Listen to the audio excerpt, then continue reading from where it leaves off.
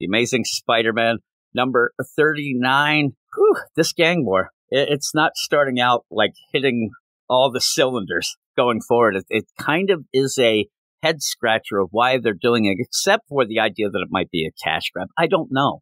Mm-hmm. I'm still kind of like the idea I said, when you start an event like this, does the event need to be there to get this big story, or are you just making up the big story to try to make an event? And it feels like the latter. It feels like a lot of this stuff is kind of on the side stuff that then becomes big. I mean, I don't know if everybody out there is, really excited about the Ringmaster and what he's up to, right? Or the idea of Mariah trying to take over Tombstone's territory. I don't know that that's something that everybody's that excited about, but that's what we're getting. And there's a little Spider-Man involved as well. But the issue is written by Zeb Wells, pencils by John Romita Jr., which is cool. Me and you actually have defended John Romita Jr. on this book a lot more than a lot of other people, and I actually do like his art in this. I think that we haven't seen him in a bit. I think that he's been working, and you can tell there's a lot going on. And it's oversized, too. Scott Hahn on inks, colors by Marcelo Menez, and VC's Joe Caramagna on letters. So we start out, and when we first start out, you do get Ringmaster. He's going around and like a piece of crap. He is mind controlling people, just random people. You have this poor couple who looks like they're in their late 50s. They can barely walk. Yeah, they're trying to get the hell out of the city. City's on fire, and they're trying to get out. Ringmaster just comes in there looking like a schmuck, by the way, and he just ends up mind controlling them. You will be my army. Here, have a gun. They're like, all right, lock and loaded. I don't know that that's a great army that's going on there. Like, even if you mind control me, I'm not going to be able to shoot a gun very well. That's not a guess at Uzi, I think. I mean, this is serious. Just because you're mind controlling me doesn't mean I'm going to know how to do something. So you have that with Ringmaster. He's going against the Crime Master. I said to you, it's like, the master baiters here. You end up where master versus master, you got AIM guys going. And because I guess you don't want to just think that, legitimately, these AIM guys, they should just be killing these regular citizens of New York who have been mind controlled with the guns. So you have to have some sort of problem, and you get jokey because these guns that you end up having Crime Master give to the AIM guys are Imagine Ray guns. Yeah. And so you have to visualize the projectiles, but when the AIM guy says, well, I want them to shoot bullets, that's the one thing you can't imagine. Just imagine plasma or acid. The guy yells, I don't want to shoot that. And when you're looking at it, you don't really see a lot of that being shot. They look like regular bullets to me. Yeah, it just looks like, but it looks like a lot of them aren't even firing, but the some that are, they're just like, it's silly. It is the play, and most of this, it does end up being a little eye-rolling silly at points, but also when we then go and see Spider-Man, Miles Spider-Man, you also say, and I'm saying Peter, Miles, you have She-Hulk, Elektra, and Jessica Drew, Spider-Woman. I'm like, how did these get together?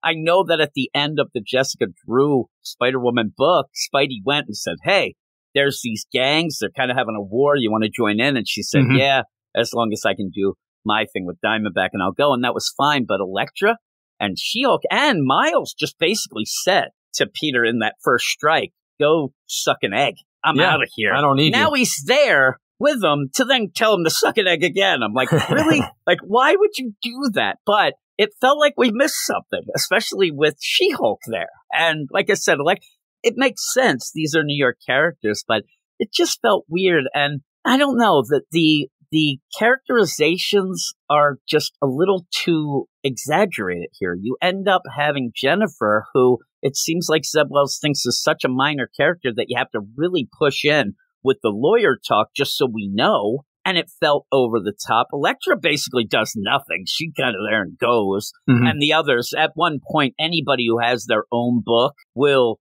just skedaddle. They'll be like, they might as well say, hey, by the way, I'm going to head over to my own book right now and go. But Jen's left with Peter, and it just ends up becoming jokey. It ends up where Jen is yelling law stuff and whatever, and we get it, but it just didn't feel right. And it felt like the idea where Zeb Wells, he's like, we said it before, the idea that he always has to get jokey And so they said in this one, make sure that, well, then again, the ringmaster and them, that was kind of jokey too. But oh, yeah. You end up where, okay, Spider-Man, he's quippy. So you have all the things. At one point, there's just this running gag of Peter hiding behind She-Hulk. And I'm telling you, that's not a gag. I'd hide behind She-Hulk. She's humongous, right? Like, why wouldn't he? And are you behind? And it felt like weird. The way it was being played is supposed to be that joke that Peter's cowering behind her. But to me, it almost felt like, do you have my back kind of talk? Like, are you behind me? Are you behind me? He's like, yeah, I told you I'm behind you. I'm going to tell everybody you're behind me. Well, there's never been an instance where Peter is a coward in any story I've ever read. So he's not really hiding. I'm telling you, the weird play, it's very quick, but it then becomes like the Legolas and Gimli of how many people they ended up taking down or fighting. Very quick, but I'm like, didn't feel like either She-Hulk or Spider-Man when that happened. But like I said, Miles is there, and they see the city's on fire. They go to try to stop some things. And then, again, Miles is like, I don't like you. I'm out of here. Why did you come back? Mm-hmm. You already left and said, you know where I am, but I don't like you. Comes back to now say, you know where I am and I don't like you, and goes off. Everybody's going to go to their own territory. But the big play, if you're going to be interested in the story, probably will be if you're interested in, these gangsters. If you're interested, and some, I like Tombstone, and Tombstone in the series has been good. But again, Ringmaster, Crime Master, Mariah, Janice is interesting in the bit where she wants to kind of step it up. And by the end of this, it does feel like she's taking advantage, like she's upset her dad got shot, but she's happy that she can finally step up. Yeah, she got a taste for it. Now she doesn't want to give it up. Janice, White Rabbit, they're going to end up trying to take a lot more than just their territory. Janice played that idea that she's going to keep her father's stuff, but she's also got eyes on Mariah's stuff. And it goes back and forth. But again, is that many people interested? Were people reading this book at points saying, I really need to see what Ringmaster's doing? And it just feels like it's there to just make an event. Janice is starting to get a little over the top. She's there, and I'm sure she's still upset about Randy getting shot. Also, her dad got shot. She takes Mariah. I love grabs this part. Her, drops and her, flies up and just drops her. There's weird things this week. She should be dead.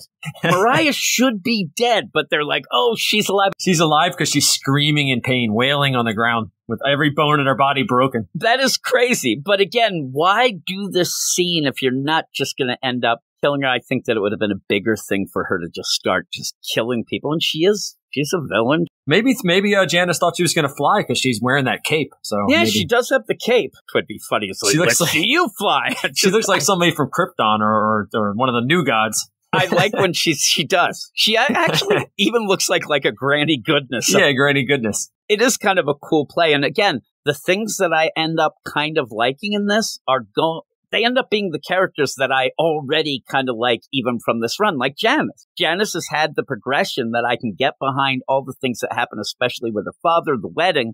So I care more about her than, say, Mariah or Ringmaster or Crime Master. But I do like the line where she says, I'm going to show you that I'm taking everything. Like you guys ended up, and one of you tried to kill my father, and I'm taking it to you.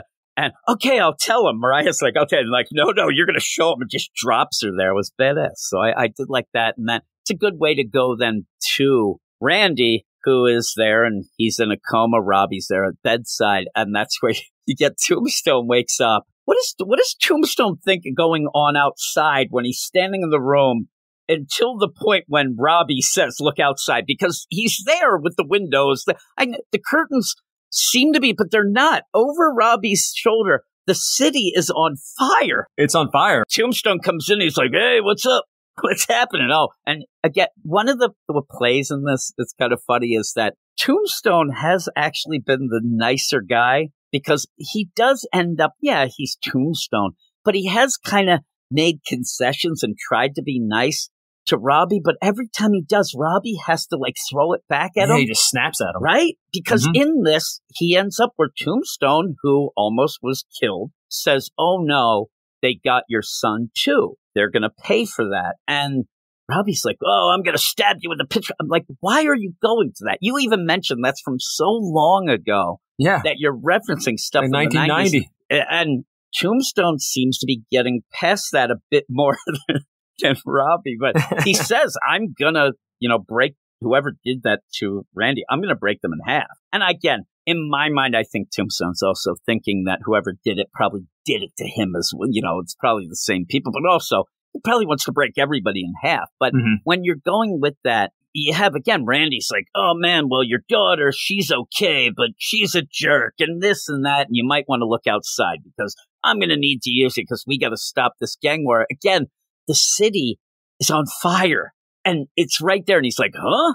And he looks out the window and he's like, damn, the bastards did it. And so the whole play is, there's a funny ending to the scene where he's like, get me my pants. No, you get your own pants. I'm like, what is going on in this story? Like, you know what I mean? I kind of giggle, but even then I'm like, why are you wasting time with that? And Zeb Wells never set this whole thing up. Yeah, you had the Tombstone stuff at the very beginning, but that kind of got pushed aside for nonsense, for Paul, for Dark Web and talking mailboxes to the wedding, to Miss Marvel, to boom, boom, boom. And then we get to this and you realize, yeah, you didn't really set much of this up. But Tombstone being up and about, that's pretty cool. I mean, that's a big moment. And then we go off because one of the other things that happens is the monster metropolis under Murray Hill. They're like, even then, I'm like, now you're doing it again. You're doing nonsense. So like limbo stuff. Or yeah, whatever. We don't need Monster Metropolis. You have enough going on and enough, not enough room, it seems, to set up these other gangs. A monster is not a gang. It's just it's just, we got enough gangs. We don't need this gang, whatever this is. Is this gang war? Is it Monster Mash? Yeah. I don't need Monster Mash. So you have, and it feels like what is going on is Zeb Wells is getting together, maybe with Cody Ziegler, because he's nonsense. And they're like, okay, well, we have these things that need to happen with the gangsters. But throwing She-Hulk and Spider-Man into that mix is going to disturb that. So what can we do? Monster Mash. And they go over to do this because why would you have Spider-Man and She-Hulk in this whole play fighting monsters? And it looks great. Me and you really, like, this is where you realize, like, yeah, John Maywood Jr. had a lot to draw and he does a really, really good job. But this is where excellent. Peter's behind her, and then you get all these things. And while that's going on, mysterious guy sees this. He's being told Tombstone's awake. He runs off to then again go to Janice, where, I guess Lincoln got his pants. He shows up and says, hey, baby girl, I'm alive. She hugs him, then starts talking about how, hey, when you were down and out, I decided what we're going to do. He gets a little upset about that, but then kind of like says, oh, yeah, my little girl's growing up. They hug again. And then you have Janice go off to kick some butt as you get Tombstone in a very nefarious, like shady way, tell White Rabbit, hey, take care of her, which could mean watch her back and don't let her die, or take care of her, kill her. Yeah. So I'll give Zeb Wells credit there. That's a pretty good line to like, oh crap, because at that point, Tombstone's upset, and will Tombstone go that far with the idea of somebody trying to push him around? Yeah, take out his own daughter. And would he do that? And I don't think so in this case. I don't either. She's not doing, I mean, the guy was in a coma. She's an ally, if anything. Yeah, so I think that is that, or maybe White Rabbit knows the idea that when things like this happen, they have to be taught. I don't know, but we'll see. We'll see how it goes, because he does look upset when they all leave. And then we go and get Madame Mask for a second, which this might be the funniest. This is funny because it's not really over the top funny, but Madame Mask is now wants to get moving. So she grabs Hammerhead and just walks him down the stairs. His head hits every stair. Yeah, and he's breaking the banister things too. Like, it's brutal. He's not dead. He's sitting there like, my men will come and get you. I'm a made man. Just that blood. You have all that going on. Yeah, his men are already screwed. Yeah, she throws him into this room or garage or whatever. And says, oh, you mean these guys? Like here. And he's like, no. And then, I'm a made man. Like, they're going to come rescue me. No, yeah, it's like, so. No, these guys, I don't think so. So then you go and you have the aftermath of Monster Mash Battle, where, again, you're going to have Jennifer. How many people did you take down? I took down all these people. I'm going to tell people you were behind me. Who is she going to tell? I mean, I'm really asking you, who is she? They were telling Luke Cage, I think, is who they were telling. She's saying, you're going to tell everybody, like, what would Luke Cage care? He doesn't care. He stop your nonsense. Like, if I'm in the middle of a battle and Luke Cage is there, I'm going to get behind Luke Cage. It's bulletproof. And so if it's She-Hulk, getting behind She-Hulk, they're firing guns and all this crap. And but Tombstone shows up and says, hey, Spidey, I think that we're going to have to team up again. And then Jen's like, what? You guys teamed up before? Hey, it was a long story. Boom, boom, boom. And off we go. And that's the end. Again, it doesn't really do much of like a grand scheme of an issue. Like if I sat there and said, because the main story to me, even though you have the Miles book and the things, the real big stuff should be happening in this Amazing Spider-Man book. It's oversized and you kind of just, fart around. You have Monster Mash, you have a bunch of jokes. And I don't really feel like this is as big as what they're trying to tell us it is. And it really feels like it's unnecessary. I need to see more than just people bickering. And again, when you have Ringmaster and Crime Master, does anybody really care what would happen there?